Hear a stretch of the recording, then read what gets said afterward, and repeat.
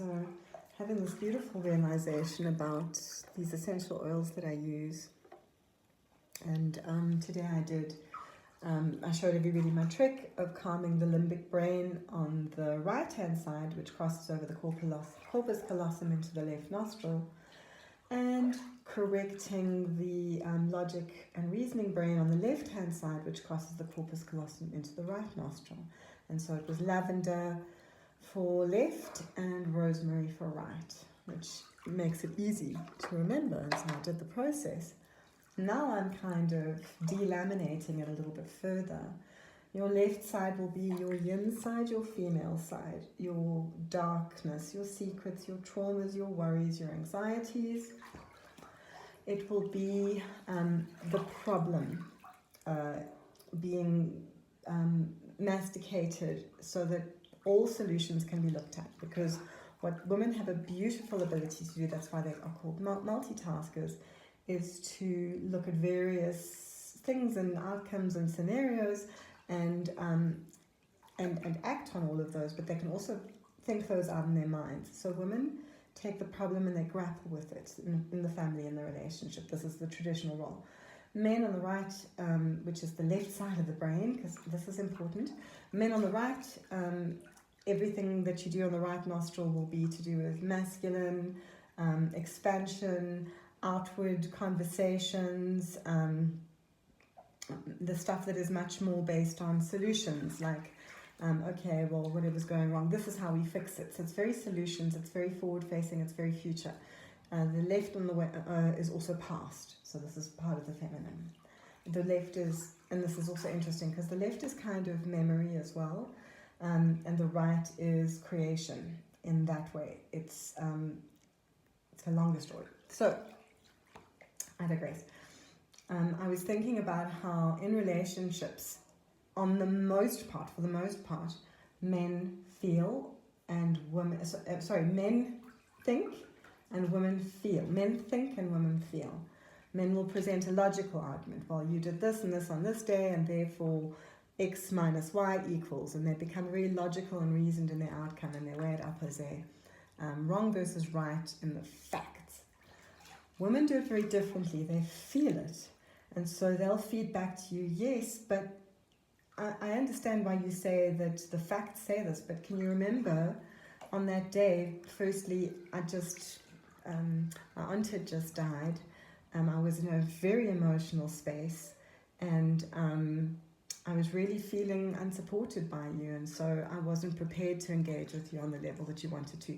And so it's the men thinking and the women feeling, and what often happens is the male dominance will mean that women just get suppressed again, and they'll bring their feelings down, and they'll think that they were wrong in their feelings, and so therefore they're illogical, maybe a little bit stupid or dense. This is a tactic that I've had used on me in many relationships, and I'm not saying that it's bad people that do this. This is instinctive. It's been bred into people. And so for me, the fact that the left side of the brain governs the right side, masculine side of the body, so that tiny little thing in their head, that little percentage of the entire body is in control of 85% of the opposite side of your body. That is the pearl in the Tai Chi 2. And then on the other side, you've got the right-hand brain, the right-hand brain being responsible, it's the pearl in the Tai Chi 2 for the entirety of the left side of the body, of the female side of the body. So these are the pearls in the Tai Chi 2. This doesn't mean that all men are, all logic and heartless, and all women are just emotion and brainless. By no means. But I'm just saying that the two situations happen differently. Because when women are multitasking on their problem, they're masticating the problem, and they're looking at all different kinds of solutions, they're going to go into a variety of places. They're going to be a warrior, as in they're going to be worried. They're going to lie awake worrying all night. They're going to be trepid. What's the most conservative thing to do here that will cause the least amount of waves? Because they have this, women as the home holders have this biological instinct to make sure that things are not too fiery. Well, this is traditionally.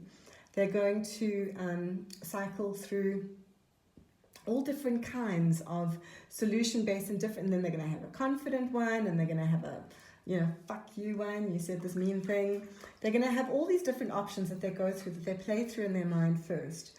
And the only way to tie those together, because those are thoughts, but they're moods as well, is women will tie those to their feelings. And we live in a world that has massively prioritized thought over feeling, has massively prioritized logic and reason and the patriarchy and the expansion and the yang and the light. I understand why. Over the feminine trauma, worry, anxiety. Now, this trauma, worry, anxiety is a very feminine thing, because if we were still cave people, we'd have to worry about the saber-toothed tiger, we'd have to worry about the cave collapsing on our heads, we'd have to worry about the fire demon going out and not having heat. These are things that make you keep the cave safe, and check to see if there are cracks in the roof, and if there are rumbles and rocks falls down, to move to another cave, and to find ways to keep yourselves fed and clothed for you and your children. And the male's job was to go out into the territory and attack and be warlike and aggressive in that way, so to kind of have that instinct to be like that. We demonize men and we call them patriarchs, because they're acting out on what their training and their intuition is, but they haven't got a boundaried society, which should be what women do. Is women create safe boundaries, create safe parameters. Women are the ones that hold us close to them and say, don't hurt yourself, my darling husband, I love you, my darling son, I love you, my darling father, I love you, my darling brother. And they'll cast a net of love that is a come back to me love. And it's no less love for that, whereas male love is much more expansive. Push the little kid on his tricycle and see if he just goes or he falls down. Male love is much more, go out into the world, I trust you. Where female love is more, hold me close, I'm scared. That's part of it. This doesn't mean women are supposed to be scared, we're not. If we're in a beautiful divine masculine and divine feminine balance within ourselves, we are happy.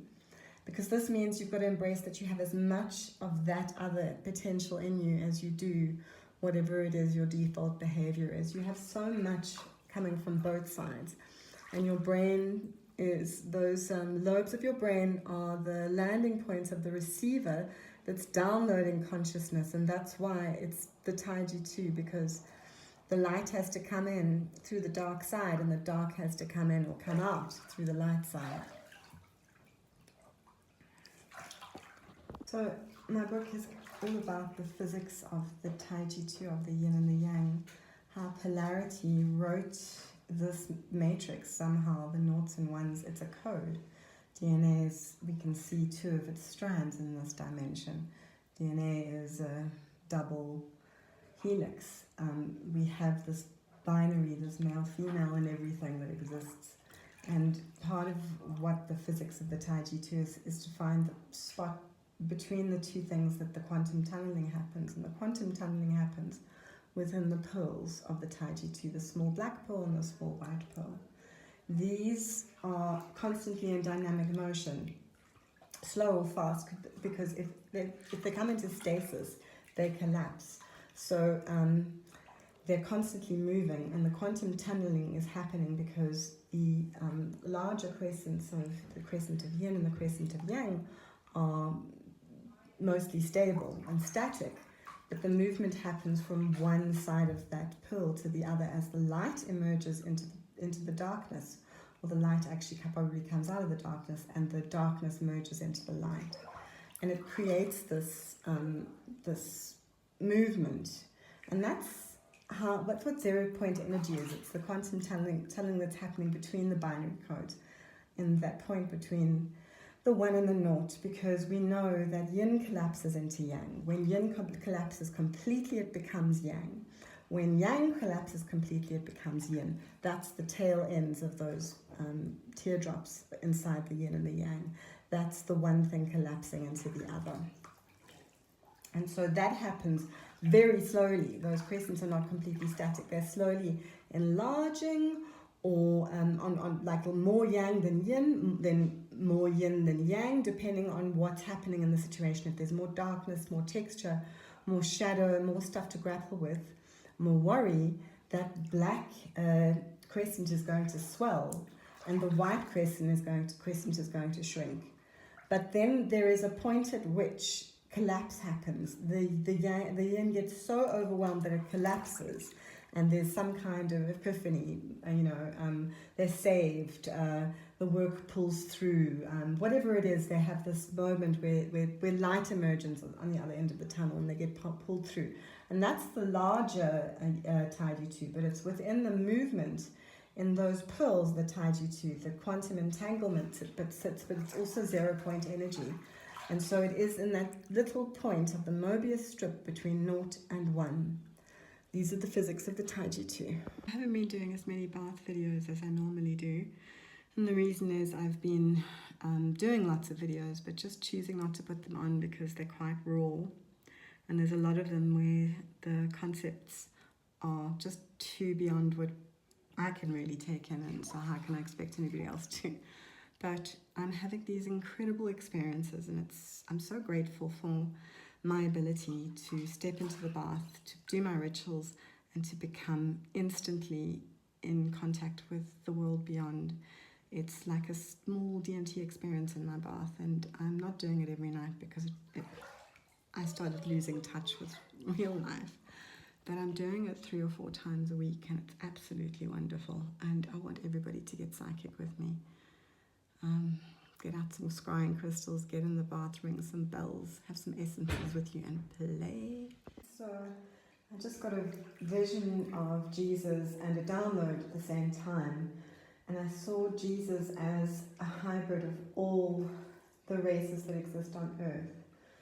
So every single different shade and color of skin, of hair, every different texture of hair, eye color, like I saw Jesus as a amalgamation, a genetic amalgamation of every race on Earth. He is all of us, and every one of us, and also every other one of us. He's a being that contains your code as well as every code of every human on the earth. That's why he's an ascended master, and there are multiple ascended masters, and you are all capable of becoming an ascended master the more you integrate your shadow and unify parts of your soul. But it's a very long journey, and it's a choice that you can make or not, and you don't have to. You don't have to do anything you don't want to do. It's all about free will. You're free to explore and be curious. That is the point of the universe. To explore, to be curious, to grow. And every single one of us has Jesus encoded into our DNA, as well as all of the other ascended masters, because there's more than one. But I get Jesus a lot. Last night, Stephen and I had a UFO experience. We both walked down to the gate to lock it, which is something he normally does on his own every night. But I came with him, and there was this weird light twinkling on and off, but jumping from place to place, twinkling here, twinkling there, in a large area in the sky. It was weird. And I said, "What the hell is that?" And he looked, and he said, "Oh, it's just a plane or something." But I said, "No, it's jumping, watch it." And it was flashing in different parts of the sky. Then it started to coalesce into lots of different coloured lights, red, green and white, which is like airplane lights. I know, I've seen this weird combination of these flashing lights going in different parts of the sky and staying stationary before. Also, it was flying very erratically. It went up and then down and around. And as it got closer, I saw that from the side it was a triangle, and there was a shape underneath that looked like a pyramid-shaped fuzziness underneath it. It was night already, but the sky was quite bright because the moon was out, and there was a greyed out area underneath it that was just fuzzy. It was large and like a pyramid shape. The lights were doing this weird twinkling up and to the side thing in red, green and white. And anyway, this is the 5th sighting of the same bizarre UFO that flies over our house. Ray's seen it twice, Julian's seen it twice, and now Stephen and I have each seen it once. And we definitely have some kind of connection to it. Flew over our house I estimated it at a height of maybe 200 meters. Stephen said higher, but I don't think it was that high. But there wasn't any sound whatsoever. It was absolutely dead quiet, and it didn't go very fast or very slow. And its path was slightly erratic in that it curved and then it went straight. It kind of really did a big dog-leggy curve and then went straight. So yeah. I have to say for us it's proven true that when you investigate the paranormal, it investigates you back. The more you open your third eye, the more you open your belief band, the more open you are to frequency, new ideas, the more likely you're not to dismiss something out of hand or try to deny it or ignore it. You're open to it, you're curious, and so you see more of the stuff, you experience more of the stuff. It's been very profound. If you want to become magical, you have to believe in magic first. Otherwise, there's no point. And so by stretching your beliefs, by opening your mind every day to concepts that are outside of the limited box we've been put in, it's scary. I know it is. I've been doing it for years, and sometimes I'm still scared of it. But you have to push, because it's also exciting. You can let go of all kinds of beliefs that you had that you were almost religious about. I have to have pharmaceuticals or I'll die. You can let go of the belief that you're a lemon, that there's something wrong with you, that you're limited in some way, because you're actually unlimited. But you're slowly stretching that band of belief so that you open yourself up to more of a spectrum and a vibration. And you can do this gently by calming, just putting your hands over your eyes and looking into the void beyond is a great way to start. But really, the more you believe in it, the more you see. It just makes sense. You can't start performing magic until you believe in it. So I'm in Egypt and I'm getting this pyramid floating in the sky above two people, and it's desert, and the two people, one of them is Moses. I don't know who the other one is. It wasn't clear, but Moses was very important. And then I got the message, very direct too. Look at what happens to Jewish Moses, to Christian Moses. Look at the story of Muslim Moses, the story of Buddhist Moses, if there's a parallel there, and what is the story of Greek Moses. Like, look everywhere for the story of Moses. It's important right now. Very interesting to me because I'm not religious. I'm all religions. I do believe in the gods and goddesses of all religions exist as avatars for whatever the belief system is for those people. Every religion, every nation has its own religion. Every tribe, whatever it is. And that becomes the symbolism and the language you use to decode the messages that you're getting. So I know a little bit of Kali symbolism, so I get a little bit of Kali symbolism. I know a little bit of Greek, I know a little bit of Egyptian, I know a little bit of Norse. So I get little bits of different kinds of goddess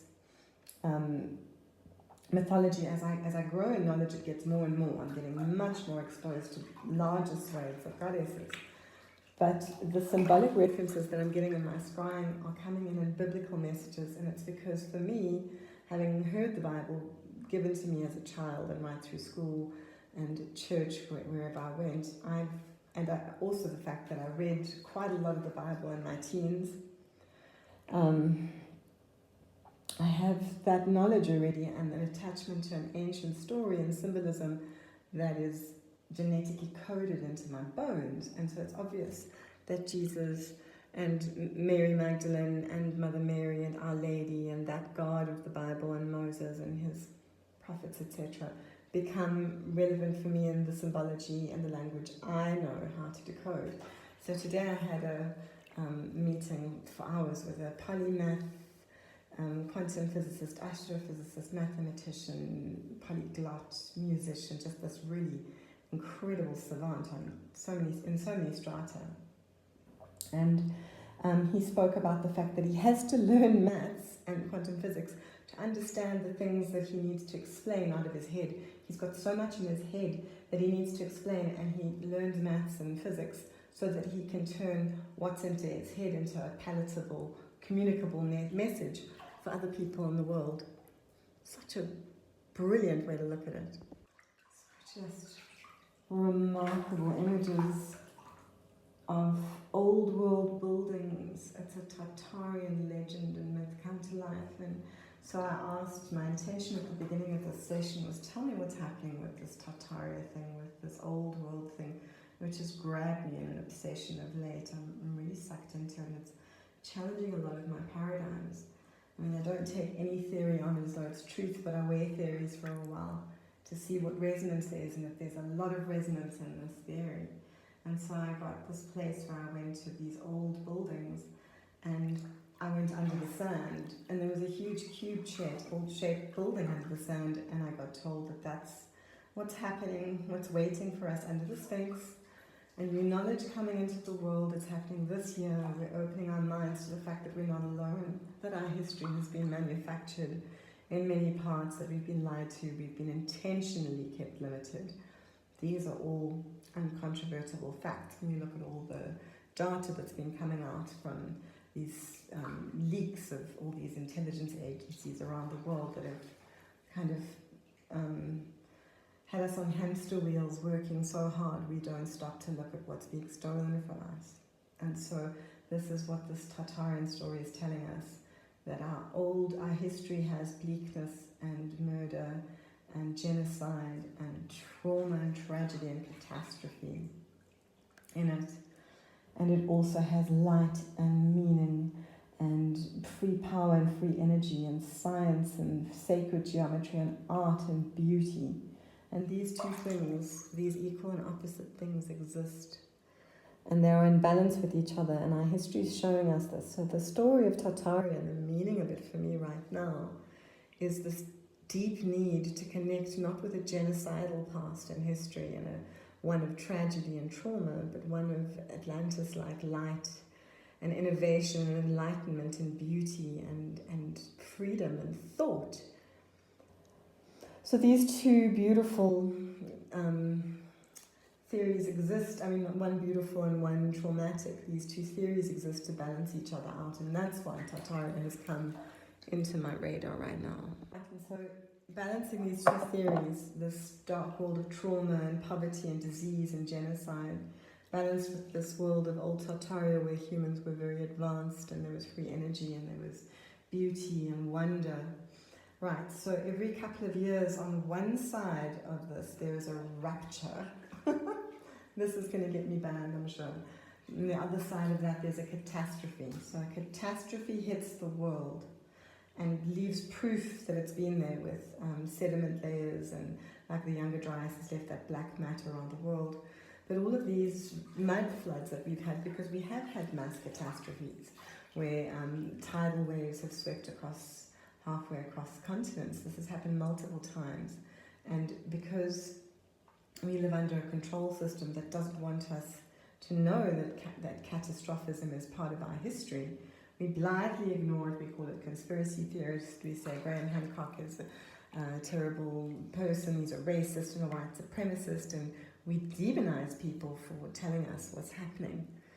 And it is happening. We are in some kind of catastrophic cycle that repeats on Earth, and we're currently building up to one. The sun is at its solar maximum of thousands of years.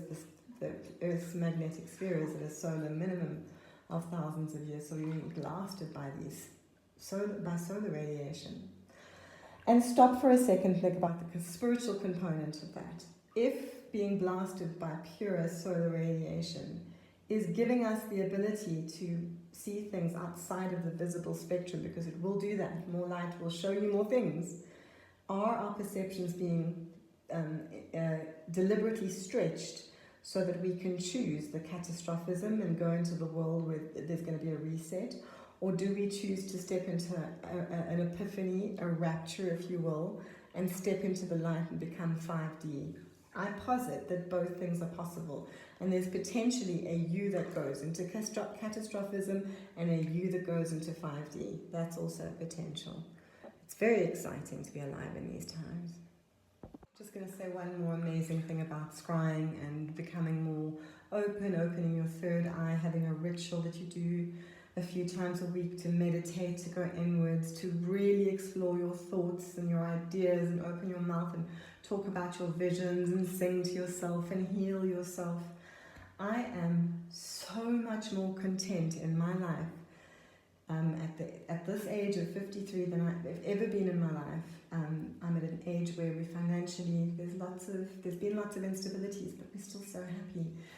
Where there's been lots of upheaval, COVID and the pandemic and all that stuff broke our hearts in many ways and broke some friendships for us that have never returned. But we're still okay. We've gone through massive upheaval in the last 6 years, but these practices have kept me going because they give me an opportunity to escape the hamster wheel, to see beyond, to spiritually uplift myself, to look inwards, to heal trauma, to develop my third eye.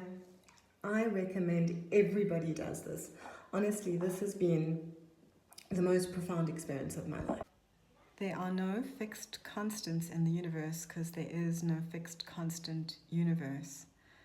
And when a circle, I'm just looking into my crystal and I came up with just this incredible idea of a bicycle wheel. And so the bicycle wheel is going forward when it goes over the top and it's going backwards when it goes under. The wheel itself is moving forward, but a specific point on the wheel is going backwards and then forwards and then backwards and then forwards and then backwards and then forwards.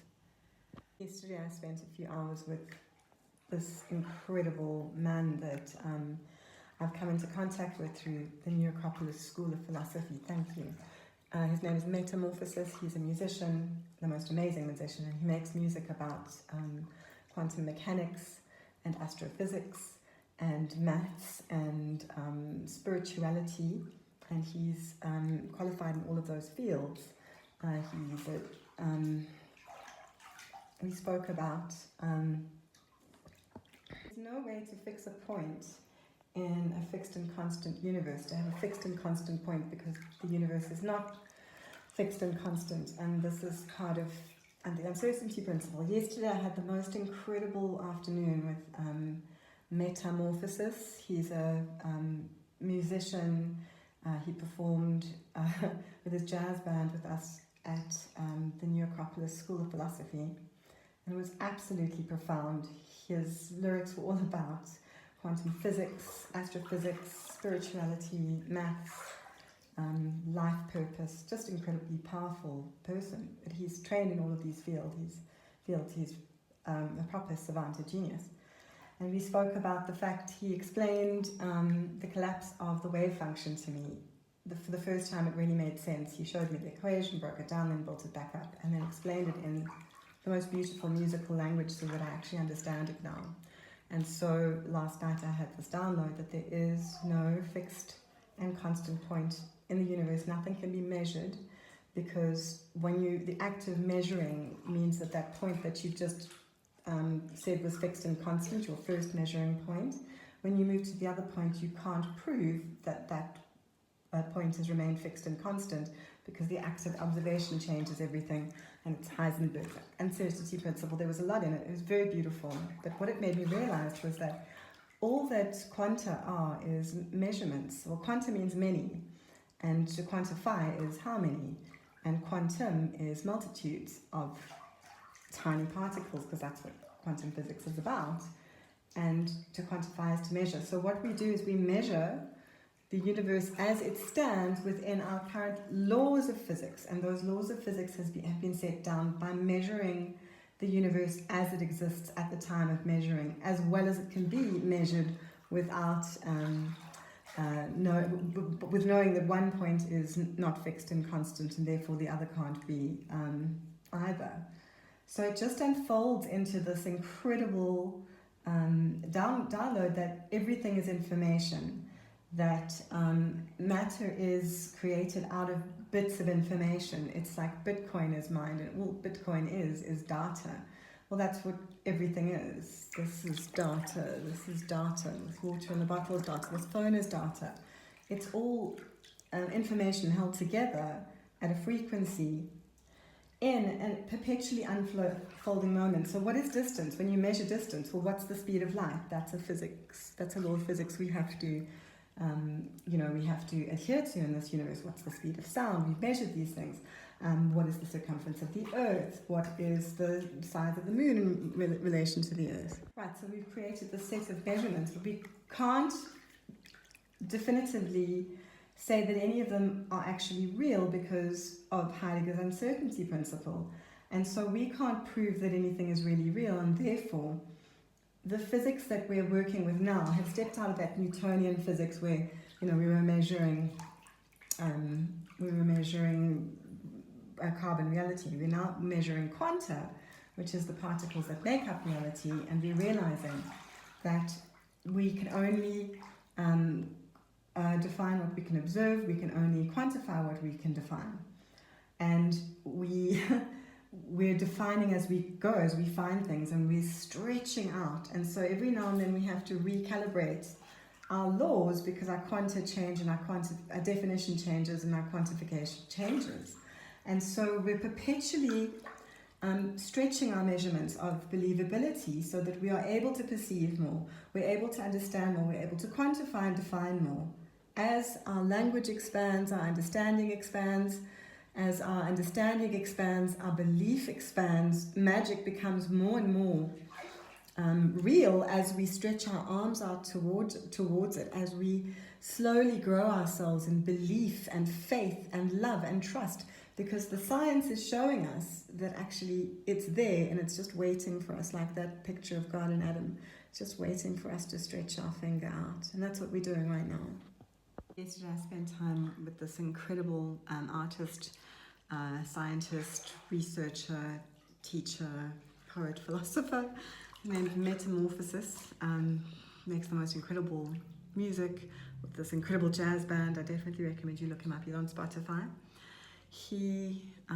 I explained something, a theory that had come to me in one of my downloads about the yin being an infolding on the inside of the fluid dynamics of the Fibonacci spiral, and the yang being and mathematically at minus 0.5, and the yang spiraling out and being on the outside, on the very outside at plus 1.5, positive 1.5. And he so beautifully showed me the math and the physics around the collapse of the wave function and explained it to me for the first time.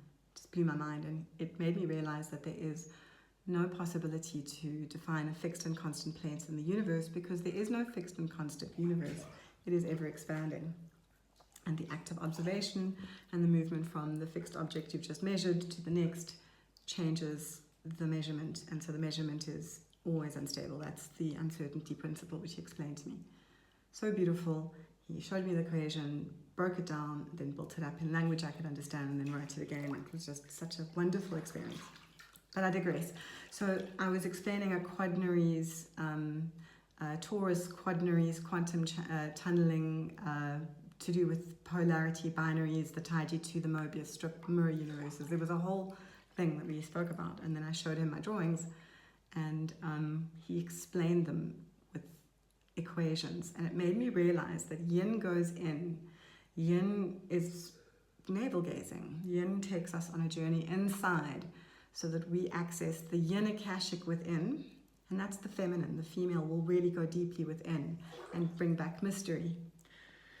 The masculine then is driven to explain it, to give it logic, to give it structure, to equate it, and to communicate it. And that's a philosophical and physics understanding that I'm having. And so Metamorphosis and I have, started collaborating on stuff, and it's very beautiful. It's the beginning of an interesting art and science journey. But it's just so beautiful to see how the divine masculine holds a space and the divine feminine holds a space. When they communicate in absolute respect of the other, it's absolutely profound beyond belief to balance this out, to see how divine masculine and divine feminine can reach across science, logic, to magic and spirituality. It's beautiful. Today I hung out with Metamorphosis, the most incredible artist, poet, musician, philosopher, astrophysicist, quantum physicist, mathematician, just the most beautiful mind. And I showed him drawings about a download that I'd had about a quaternary and the Taiji 2 and quantum tunneling, and seeing the fluid dynamics of the Fibonacci sequence with yin ever folding in the middle at minus 0.5, and on the edge of the Fibonacci sequence being yang outfolding at positive 1.5. And he said, wow, that's great. And he said, do you know what the collapse of the wave function entails? And I said, I've heard it, but I don't really understand it. So he wrote it out for me. He wrote the equation, broke it down, built it back up, just taught it to me in 20 minutes. Beautiful, like really profound. And it made me realize that there is no way to fix a constant point in the universe, because there is no fixed and constant universe.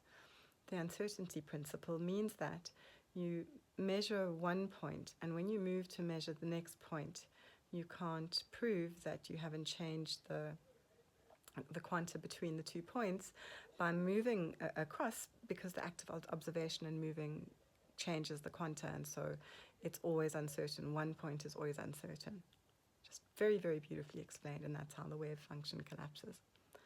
And that makes me realize that there is no fixed and constant universe, and so we're shifting it as we go. And our paradigms, what we believe in, the laws of physics, these are our current laws of physics in the bandwidth we're allowing ourselves to exist in and kind of observe, define, and quantify, because that's how we push science further out. And so we're pushing at those limits now. We're about to break through a physics barrier, an information barrier. So what's also happening with the universe infinitely expanding, and with the current AI expansion as well, which is creating all kinds of new simulacrum and data, is that the data in the universe has a finite amount of data that can be written into it in its current model. It has to have an upgrade. And this is where we are upgrading right now. So we're upgrading into a new level of physics where we're going to be rewriting all the laws of physics, because we're going to be able to see more, define more, observe more, quantify more. The next 15 years are going to be absolutely wild. So today I watched the second Sphinx Under the Sand, presented by Biondi and Corrado, the scalar tomography. So compelling, you have to watch it. And I go, okay, I have to go to the Giza, under the pyramids again tonight. It's a theme for me. I love the Sphinx and the pyramids.